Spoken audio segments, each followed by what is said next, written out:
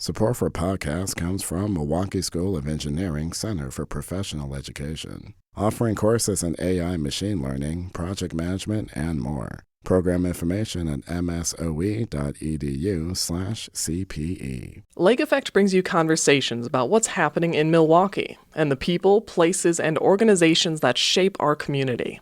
This is Lake Effect Spotlight from WUWM, Milwaukee's NPR. WUWM is examining systemic housing problems and solutions for more affordable housing. Milwaukee is trying to change its zoning code to encourage more affordable housing in the city. A piece of the plan to allow more new duplexes across the city has been stripped out, but a new change will allow for accessory dwelling units, like extra units above a garage or on the back half of a lot. So, will it bring housing costs down? To find out more, WUWM's Katherine Kokal is joined by Meg McMahan, the Director of City Planning for the City of Minneapolis, which made similar changes in 2018. So Milwaukee is working on making some changes to our zoning code to make housing more affordable. And I wanted to talk to you about this because Minneapolis did this in 2018. This effort is culminating in this project called Minneapolis 2040. I'm going to assume that our listeners are not familiar with what's going on in Minneapolis unless they've lived there.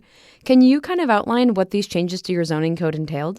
Sure. Yeah, I can do that. So prior to the adoption of 2040 and the subsequent zoning work that we've done, you really could take a zoning map of the city of Minneapolis and you could overlay it with old redlining maps that the FHA had adopted. And you could almost delineate block by block similarities and pattern in how that worked. And what that means is that the zoning code, when it was originally introduced in 1924, was really complicit in forwarding extremely segregationist and racist policies that prevented investment in certain areas of the city and promoted investment in other areas of the city.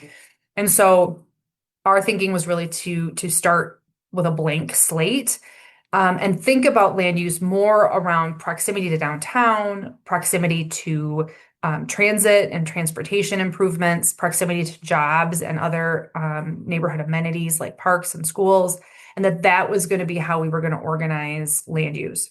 And so some of the big changes that people would probably be interested in or think about is we allowed for more housing in more places. And so what that looks like is it allows the highest density housing in the areas closest to downtown. It upzoned along minor arterials or significant corridors of the city. We call them goods and services corridors. So we identify these kind of important corridors for transportation that really historically had been underzoned. The land use pattern is predominantly single and two-family housing. And we significantly upzoned and allowed a lot more density along those corridors. And then in the neighborhoods, the interior neighborhoods furthest away from downtown, we allowed up to 3 units of housing on every parcel. And in the interior neighborhoods that were a little bit closer to downtown, we allow more than that. So you can do 4+ units. So it really was about right-sizing the code to allow for a lot more housing in a lot more places. So that's kind of a predominant key feature. But there was a lot of other things that we did too. You know, we eliminated parking minimums citywide. And that was, I will say, that has been a significant improvement. And I would argue is maybe the most impactful zoning code change that we made to allow for more infill housing. Okay, can I just say that getting rid of parking minimums is wild? I'm an education reporter now, but I used to be a local government reporter. And so for a while, I was going to a lot of city planning meetings, and things like getting rid of parking minimums 10 years ago and getting rid of single-family housing, those were like pie-in-the-sky ideas. And now cities like yours are actually doing this, which I find really interesting. Has Minneapolis gotten more affordable after these changes? So, that's a really good question. And I think depending on which data analyst you ask, you might get a different answer. And I know this because I've asked multiple data analysts and I've gotten very different answers. So the big answer is that it's probably too soon to tell. There's this idea that when you upzone something, it becomes more valuable and therefore more likely to be developed into something higher and better, thusly like displacing the people that were there before. And that's true when you upzone a block or a parcel because you're creating value where there wasn't value before. But there's also been research that has indicated that when you upzone an entire city, what you're actually doing is flooding the market with available land. There's more land available to develop on than the market demands because there isn't a demand to put a triplex on every single family home, right? But now every single family home could have a triplex on it. So you've now outpaced demand with your zoning. And what that actually does is it has a downward pressure on market rents. There's less competition for the land. I think that's a really important thing to think about. Like, I think we have had a significant boom in housing starts over the last 5 years. I think even starting before the Minneapolis 2040 plan was fully adopted, probably 2018, 2019, 2020. These were some of the biggest housing development years that Minneapolis had seen in decades. And so we have definitely seen a flattening of rents in new construction units, particularly in like the 1 to 2 bedroom range. Because we've just built a significant number of them and in places that previously they would not have been allowed. And so in those neighborhoods, absolutely it is true that you can now get more affordable housing than prior when the only housing options available were single family homes. Yeah. Today on Lake Effect, we're talking with Meg McMahan. She's the director of planning for the city of Minneapolis. In 2018, Minneapolis abolished zoning that only allowed for construction of single-family housing in some of its neighborhoods closest to downtown. Okay, I'm going to throw some numbers in here. A study of Minneapolis's housing market by some researchers in Vermont found that housing prices and rents fell in the 5 years after the adoption of this plan from anywhere between 16% and 34%.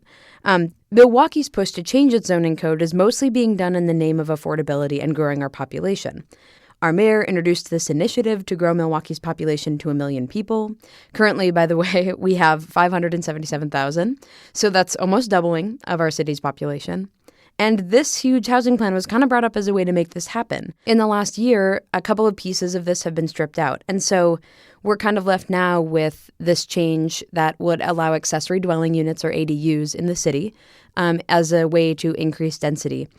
I'm wondering, can we see a meaningful difference in affordability if we don't adopt all of these changes? Like, is it an all or nothing when it comes to housing policy? Yeah, that's a really good question, and it's, a philosophical one. I would say my short answer to that is I don't think you need to. It's not an all or nothing. I think baby steps and incremental change is absolutely a win. I'll take ADUs, for example. In Minneapolis, the city legalized ADUs citywide in 2015 under pretty narrow conditions. And over time, when people realized that the sky wasn't falling and, having an ADU built didn't mean the end of the neighborhood as we know it, the city loosened those restrictions. And so now we actually have very few ADUs being built because we allow duplexes, and it's because you can just build a duplex essentially for the same price. But that was an incremental change that happened over time. When we adopted the duplex and triplex on every lot, that was incredibly politically challenging. It was a lightning rod for the plan. And I think because we were looking at this from an equity perspective, and because we have had neighborhoods that have been exclusionary with their single family zoning for decades, it was sort of the line in the sand and the principle that our council and mayor and policymakers, I think, decided it was the hill they were willing to die on, because it was this principled rationale around equity. And I think for Minneapolis, that was the right decision. But I think certainly people could argue that we burned a lot of political capital on that one policy thing.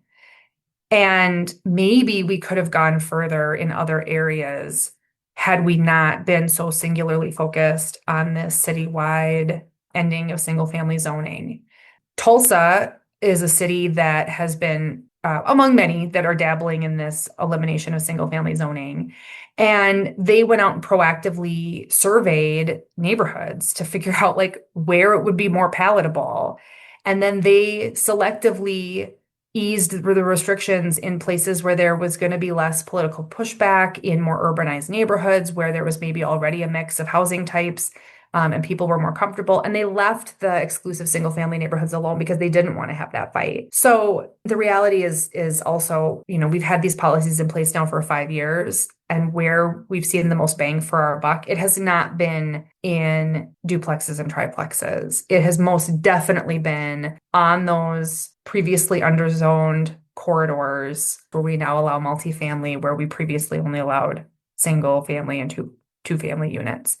That has been by far where the biggest impact has been, and the elimination of parking minimums. I will maybe say that that's probably a deal breaker. If you don't, because Tulsa is a city that had struggled with that too. And if you see the results, this is what you'll get. Yes, you are allowed to do infill here. Yes, you could put a 12-unit apartment on this minor arterial, but you need 12 parking stalls. And so in order to make that work, you have to tear down the 2 single-family homes next to it to build parking. That really is counter to the policies that we want to create. Or you have to do structured parking, and now you have to charge 50% more for rent for that unit to cover the cost of that structured parking.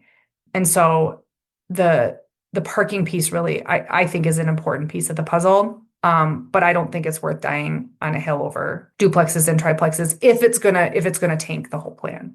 Yeah, that's a good point too. That this moved forward without that piece. So I guess in the name of moving forward, that's what you have to do, right? Yeah, and you can always revisit it later.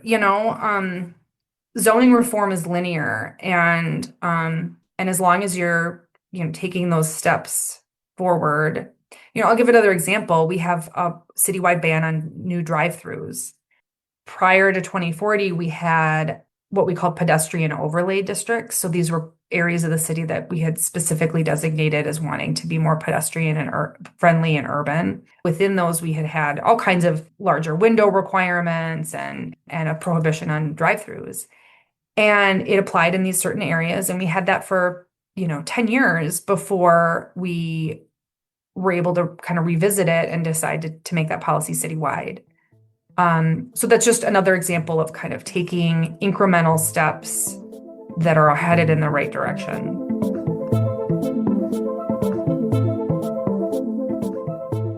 Meg McMahan is the Director of City Planning for the City of Minneapolis. She spoke with WUWM reporter Katherine Kokal about zoning for our series Seeking Solutions, Keys to Home Ownership. Support for the series comes from presenting sponsor Educators Credit Union. You can find all of our coverage at wuwm.com/housing.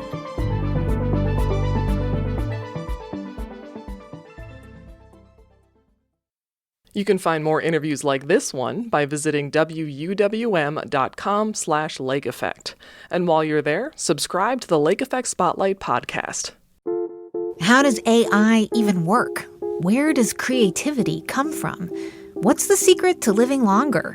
TED Radio Hour explores the biggest questions with some of the world's greatest thinkers. They will surprise, challenge, and even change you. Listen to NPR's TED Radio Hour wherever you get your podcasts.